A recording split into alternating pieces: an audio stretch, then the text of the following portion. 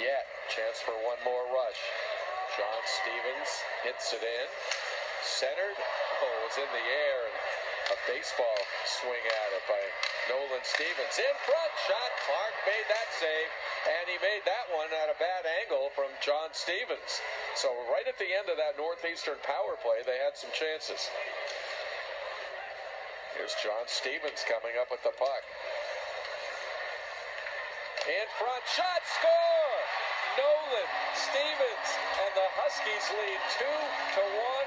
First goal for Nolan Stevens as a Husky, so he has his first point tonight and his first goal. And Northeastern leads with 11:39 to go in the third.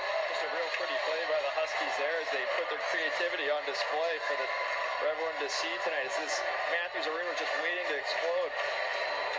Just great poise and patience with the puck as they waited for the right pass at the right time. I think Smatula gets this puck behind the net. And we all know how dangerous Smatula is when he gets this puck.